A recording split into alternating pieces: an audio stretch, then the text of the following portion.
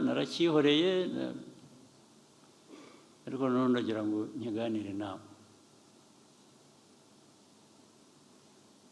Amaze iminsi mbona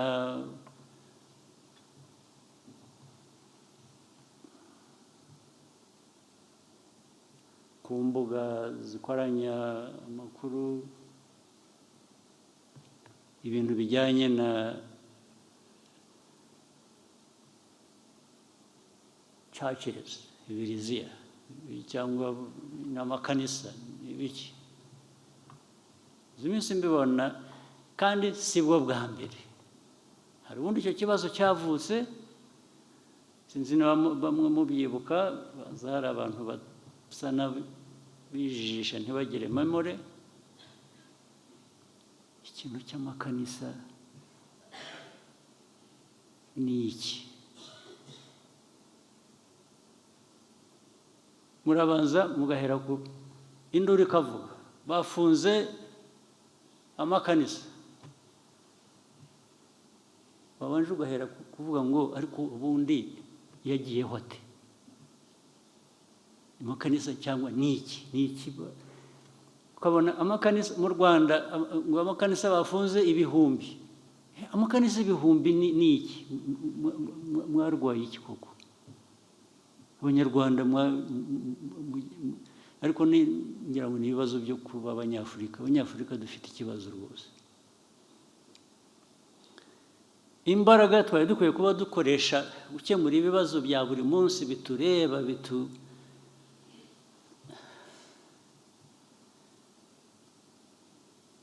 umutekano, bituzamurira ubukungu, bituma umunyarwanda atagira inzara, atagira biriya bibazo navugaga, zose mugiye kuzimarira mu bintu. Ko twagize iki kiganiro tukakiganira bihagije ndetse bigasa nkaho hafashwe umwanzuro, habaye iki nyuma yaho ku buryo twongera tugasubira hahandi? Ubu koko mwebwe nk'Abanyarwanda n'aba bicaye, mwebwe abadepite mwicaye hano Rwanda,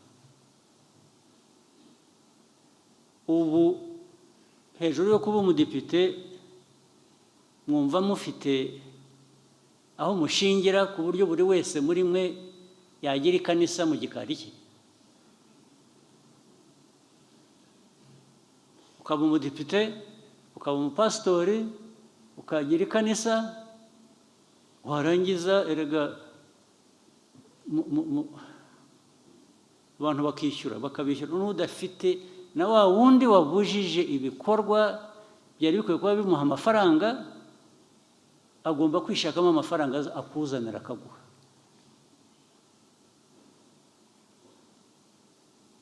Mu kuvuga rero, abantu bavugishije ukuri, ayo makanisa amwe yagiyeho kugira ngo abantu bakamure na duke abantu bafite bibonera umutungo wabo.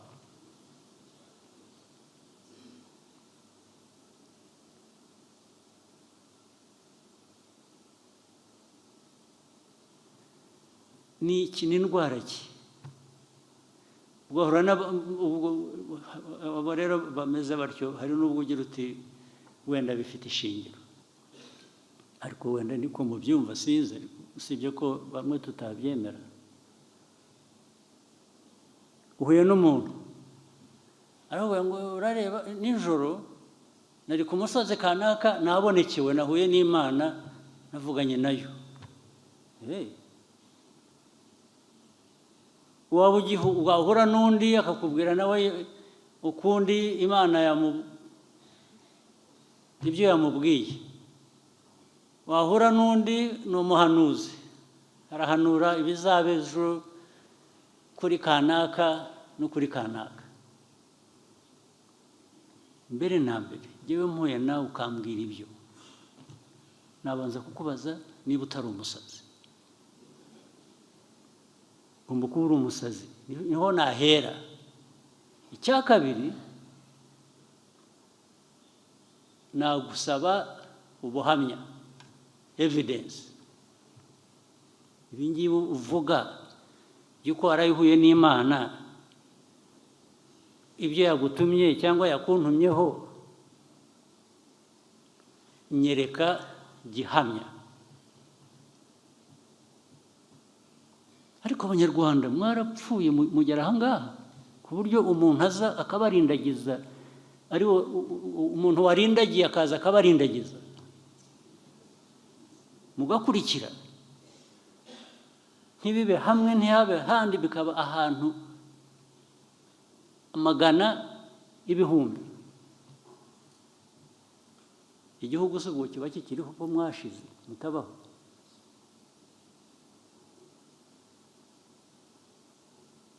Ariko ubundi ibijya kubaho byo hari ibyo twari tumenyereye, hari ibyo twavutse bamwe muri twe tunashaje turabisanga byamenyerewe abantu. Ibyo ntabwo nzirwa njya kubibaza,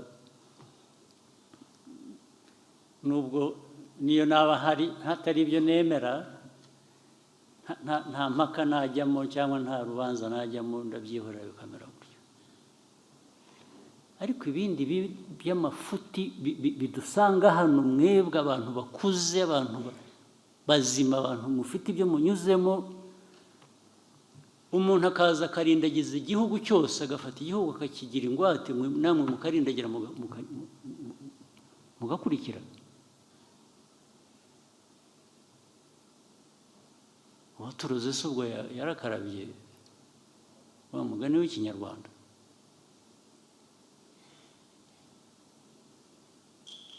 Abandi ngo muraho mwagiye mu mashuri, mwarize, mwaraminuje, muraho muri abantu b'abirasi, babandi ba VIP, warangiza ugashukwa n'umusazi ukamukurikira, ntunamubaze utari kurantwara he.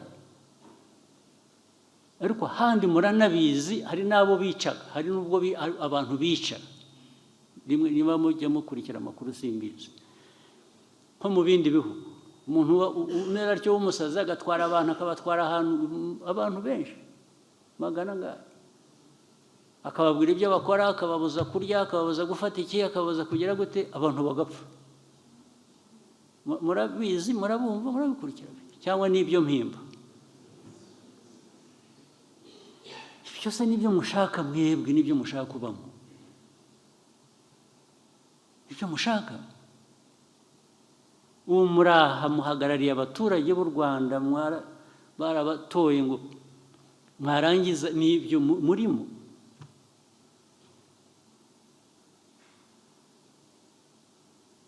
Niba mushaka kuba abapasiteri, muve mu budepite mugende mu abapasiteri. Ariko nabwo mbere y'uko muba abo bapasiteri cyangwa muba amazina yabo sinyazi neza, ibyo bindi mujyamo, mujya gushuka abantu mukabahanurira. Wabanje ukihanurira se, urajya guhanurira abandi bantu ngo babwire ngo bazaba batya, wowe wabanje ukamenya ibyo uzaba wowe. Uri icyo ntazi, urajya gushuka abantu ngo biragenda bikajya no muri politiki. Ni nko kuyobya abantu, bakajya mu bwonko bwawe bakaguhindura uko ugomba gutekereza, uko ugomba gukora buri kintu. Ibyinshi bizanaturuka no hanze byo kuza kuvuga Abanyarwanda ukuntu bagenda n'ibintu bakora. Mureke tubazanemo urujijo, bakaza bigize ibitangaza, namwe mugakurikira. Ntawe utekereza, ntawe ubaza, ntawe ugira ati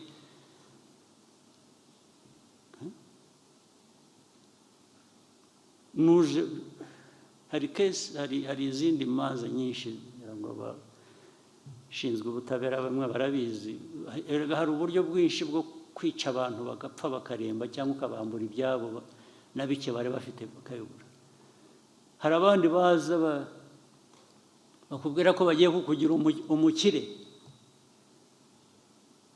ukabanza kaka duke wari ufite, uteza n'igihumbi aho ukakizana, bakaguha bitatu ukagenda ukavuga uriya muntu ukongera ukagaruka.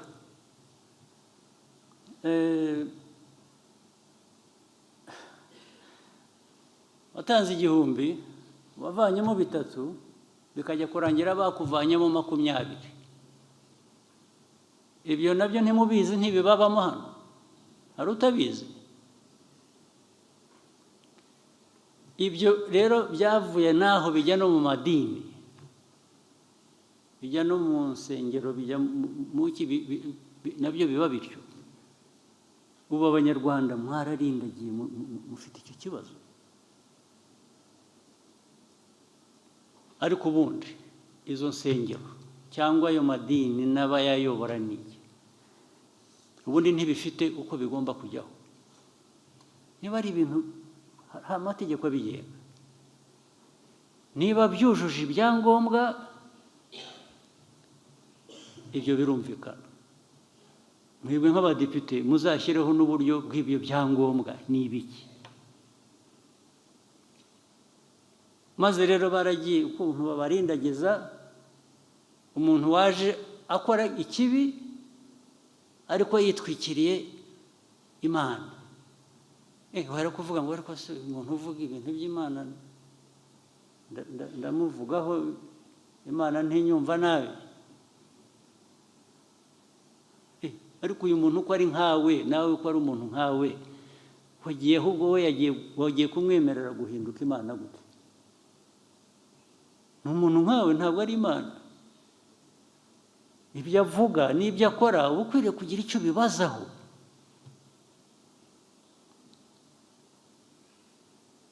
Ntabwo mwese mwabindindagizi mukaba u Rwanda bakarusenya ejo mugasangaga n'ibi byose tuvuga dushaka gukora biteza igihugu imbere, hari umuntu waje abica mu mutwe ku buryo n'inshingano mufite cyangwa ari ibyo mwagombaga kwikorera mwebwe ubwanyu, ari n'ibyo mukorera igihugu, mukabivaho mukajya ku bindi.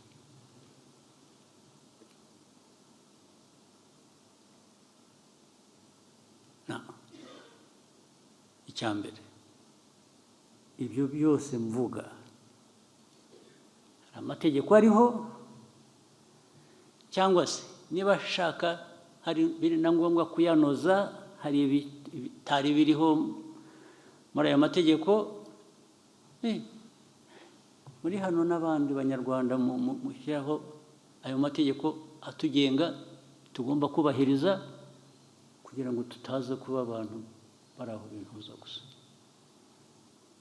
So bigomba kubahirizwa rero. Ibitubahirije amategeko ntibikwiye kubaho. Ubwo nabwo nabonye ku media bavuga ngo ibi bintu ariko banza perezida atabizi, ibintu byo gufunga insengero ni icyaha. Ndabizi.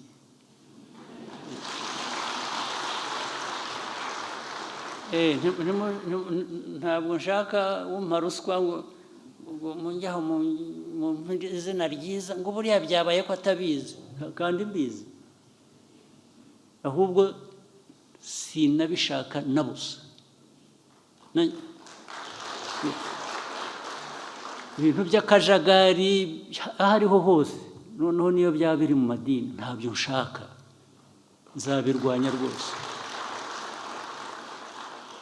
Niyo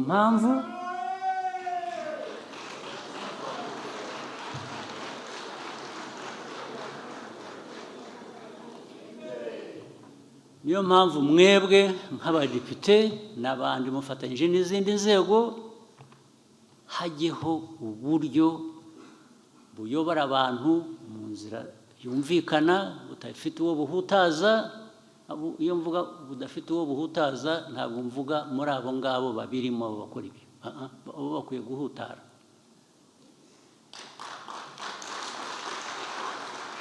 Abo mvuga badakwiye kugira icyo bahutaraho ni aba baturage mukwiye kuba muyobora, abanyarwanda nibo mvuga.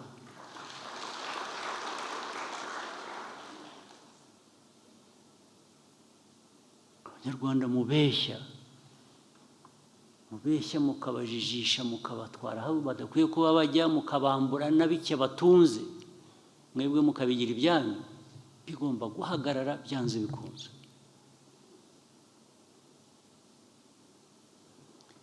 Icya gatatu rero noneho njye nzabagiraho inama nabyo mukakireba niba atari ko bikwiye.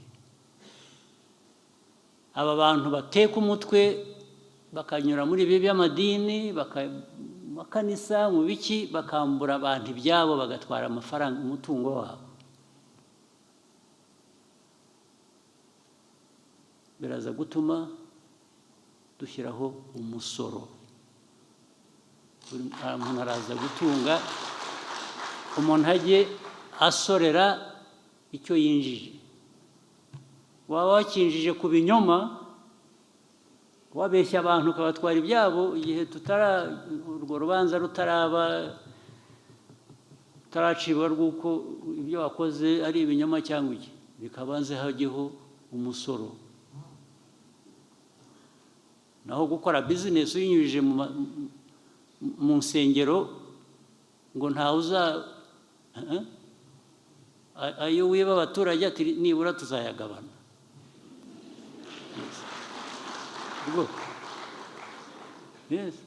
Ajye muri leta, ajye gufasha abo tuzasanga baragiriwe nabi.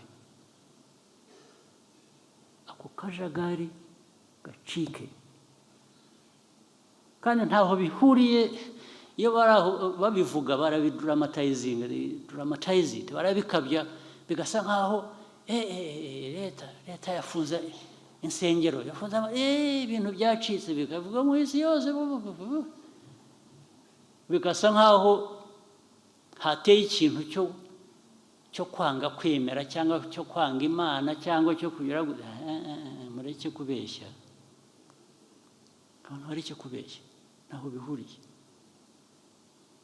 Ntabwo uzaza witwikiriye ikinyoma cy'Imana ngo wice abantu. Abo bantu wica nabi Imana, uburenganzira surabuvana he? Nanjye mfite uburenganzira, ubwo wenda nanjye nabuhawe n'Imana,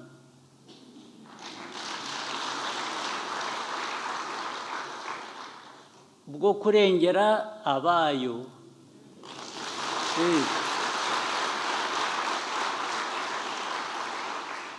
So ntabwo waza ngo untere ubwoba ngo ntambara.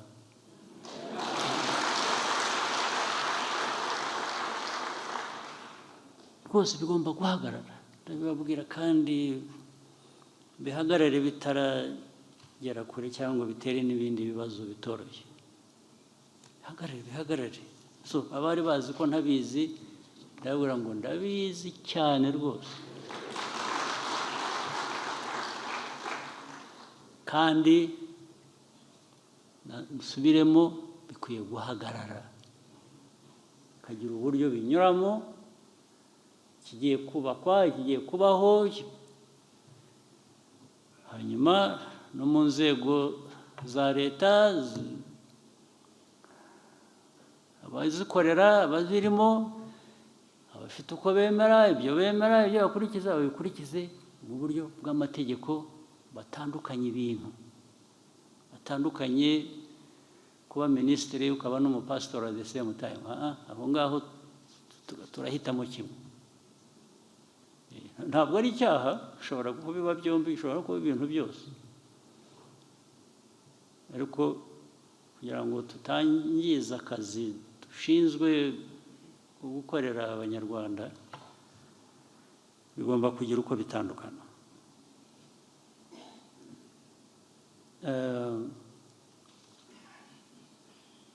Reka mbatware ku kindi kintu kimwe musanzwe mwumva, n'iki n'ejo bundi nakivuzeho muri disikuru natanze kuri inauguration, hanyuma nindangiza nsoze tube dutahanye ibyo ngibyo, ibindi bizaza hanyuma.